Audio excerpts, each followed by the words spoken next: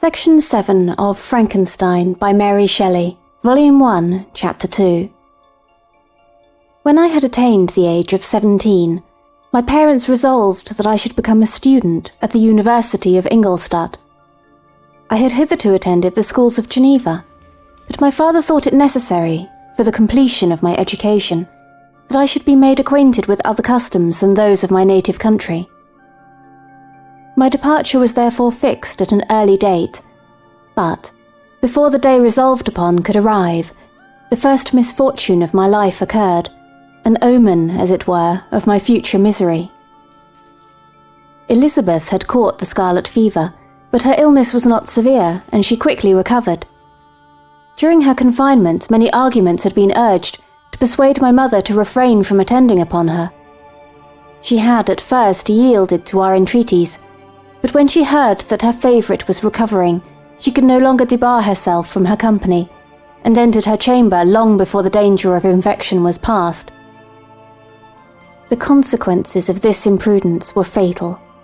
On the third day my mother sickened, her fever was very malignant, and the looks of her attendants prognosticated the worst event.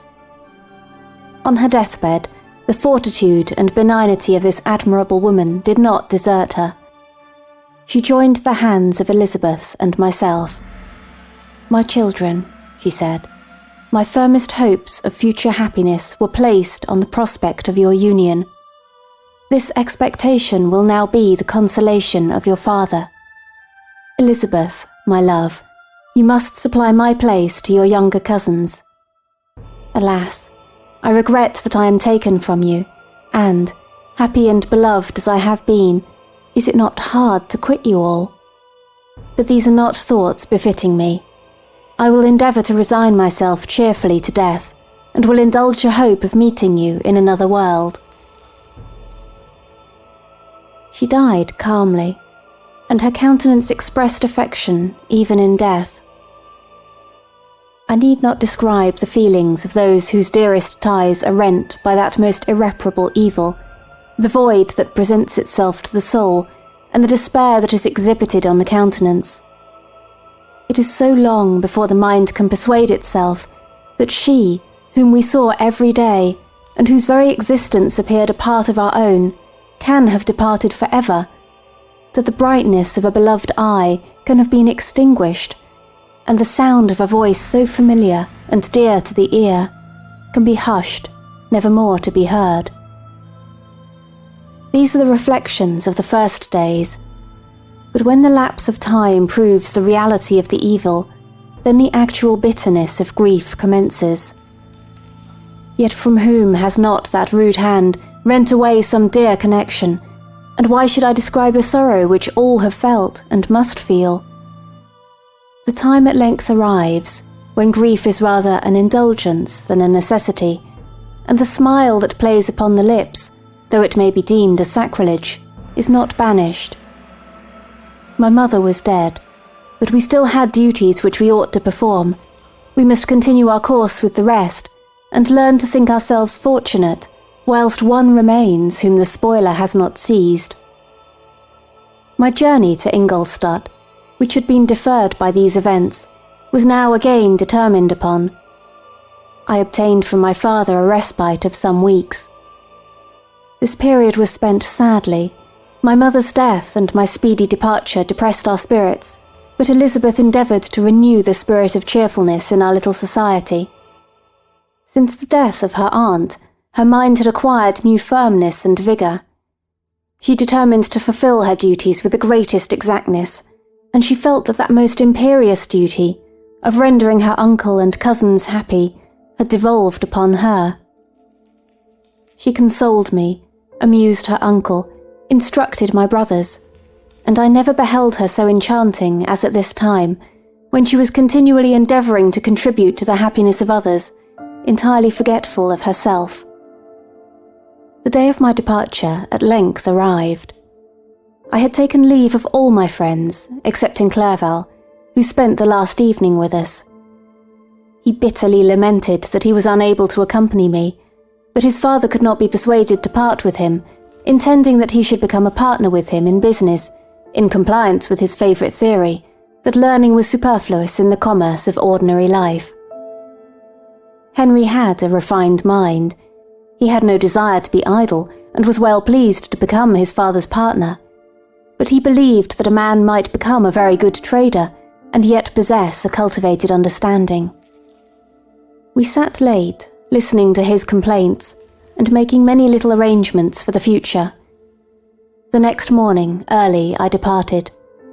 Tears gushed from the eyes of Elizabeth. They proceeded partly from sorrow at my departure, and partly because she reflected that the same journey was to have taken place 3 months before, when a mother's blessing would have accompanied me. I threw myself into the chaise that was to convey me away, and indulged in the most melancholy reflections. I, who had ever been surrounded by amiable companions, continually engaged in endeavouring to bestow mutual pleasure, I was now alone. In the university, whither I was going, I must form my own friends and be my own protector. My life had hitherto been remarkably secluded and domestic, and this had given me invincible repugnance to new countenances. I loved my brothers, Elizabeth and Clerval. These were old familiar faces, but I believed myself totally unfitted for the company of strangers. Such were my reflections as I commenced my journey, but as I proceeded, my spirits and hopes rose. I ardently desired the acquisition of knowledge. I had often, when at home, thought it hard to remain during my youth cooped up in one place, and had longed to enter the world and take my station among other human beings. Now my desires were complied with, and it would indeed have been folly to repent. I had sufficient leisure for these and many other reflections during my journey to Ingolstadt, which was long and fatiguing. At length, the high white steeple of the town met my eyes. I alighted, and was conducted to my solitary apartment to spend the evening as I pleased. The next morning I delivered my letters of introduction, and paid a visit to some of the principal professors, and, among others, to Monsieur Krempe, Professor of Natural Philosophy. He received me with politeness, and asked me several questions concerning my progress in the different branches of science appertaining to natural philosophy. I mentioned, it is true with fear and trembling, the only authors I had ever read upon those subjects. The professor stared. "Have you," he said, "really spent your time in studying such nonsense?" I replied in the affirmative. "Every minute," continued Monsieur Krempe with warmth, "every instant that you have wasted on those books is utterly and entirely lost. You have burdened your memory with exploded systems and useless names. Good God, in what desert land have you lived, where no one was kind enough to inform you that these fancies, which you have so greedily imbibed, are 1,000 years old, and as musty as they are ancient?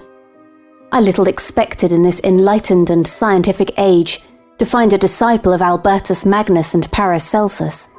My dear sir, you must begin your studies entirely anew." So saying, he stepped aside, and wrote down a list of several books treating of natural philosophy, which he desired me to procure, and dismissed me, after mentioning that in the beginning of the following week he intended to commence a course of lectures upon natural philosophy in its general relations, and that Monsieur Waldman, a fellow professor, would lecture upon chemistry the alternate days that he missed. I returned home, not disappointed, for I had long considered those authors useless whom the professor had so strongly reprobated, but I did not feel much inclined to study the books which I had procured at his recommendation.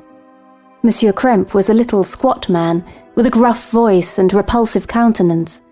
The teacher, therefore, did not prepossess me in favour of his doctrine. Besides, I had a contempt for the uses of modern natural philosophy. It was very different when the masters of the science sought immortality and power. Such views, although futile, were grand, but now the scene was changed. The ambition of the inquirer seemed to limit itself to the annihilation of those visions on which my interest in science was chiefly founded. I was required to exchange chimeras of boundless grandeur for realities of little worth. Such were my reflections during the first 2 or 3 days, spent almost in solitude. But as the ensuing week commenced, I thought of the information which Monsieur Krempe had given me concerning the lectures, and although I could not consent to go and hear that little conceited fellow deliver sentences out of a pulpit, I recollected what he had said of Monsieur Waldman, whom I had never seen, as he had hitherto been out of town. Partly from curiosity, and partly from idleness, I went into the lecturing room, which Monsieur Waldman entered shortly after. This professor was very unlike his colleague. He appeared about 50 years of age, but with an aspect expressive of the greatest benevolence. A few grey hairs covered his temples, but those at the back of his head were nearly black. His person was short, but remarkably erect, and his voice the sweetest I had ever heard. He began his lecture by a recapitulation of the history of chemistry and the various improvements made by different men of learning, pronouncing with fervour the names of the most distinguished discoverers. He then took a cursory view of the present state of the science and explained many of its elementary terms. After having made a few preparatory experiments, he concluded with a panegyric upon modern chemistry, the terms of which I shall never forget. "The ancient teachers of this science," said he, "promised impossibilities and performed nothing. The modern masters promise very little. They know that metals cannot be transmuted and that the elixir of life is a chimera. But these philosophers, whose hands seem only made to dabble in dirt, and their eyes to pore over the microscope or crucible, have indeed performed miracles.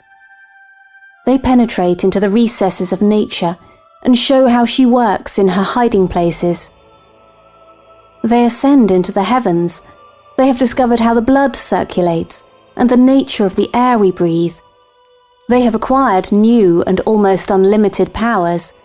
They can command the thunders of heaven, mimic the earthquake, and even mock the invisible world with its own shadows."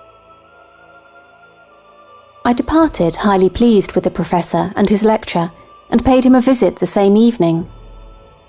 His manners in private were even more mild and attractive than in public, for there was a certain dignity in his mien during his lecture, which in his own house was replaced by the greatest affability and kindness. He heard with attention my little narration concerning my studies, and smiled at the names of Cornelius Agrippa and Paracelsus, but without the contempt that Monsieur Krempe had exhibited. He said that these were men to whose indefatigable zeal modern philosophers were indebted for most of the foundations of their knowledge. They had left to us as an easier task to give new names, arrange in connected classifications, the facts which they, in a great degree, had been the instruments of bringing to light. The labours of men of genius, however erroneously directed, scarcely ever fail in ultimately turning to the solid advantage of mankind. I listened to his statement, which was delivered without any presumption or affectation, and then added that his lecture had removed my prejudices against modern chemists, and I, at the same time, requested his advice concerning the books I ought to procure. "I am happy," said Monsieur Waldman, "to have gained a disciple, and if your application equals your ability, I have no doubt of your success. Chemistry is that branch of natural philosophy in which the greatest improvements have been and may be made. It is on that account that I have made it my peculiar study, but at the same time I have not neglected the other branches of science. A man would make but a very sorry chemist if he attended to that department of human knowledge alone. If your wish is to become really a man of science, and not merely a petty experimentalist, I should advise you to apply to every branch of natural philosophy, including mathematics." He then took me into his laboratory and explained to me the uses of his various machines, instructing me as to what I ought to procure, and promising me the use of his own when I should have advanced far enough in the science not to derange their mechanism. He also gave me the list of books which I had requested, and I took my leave. Thus ended a day memorable to me. It decided my future destiny. End of section 7.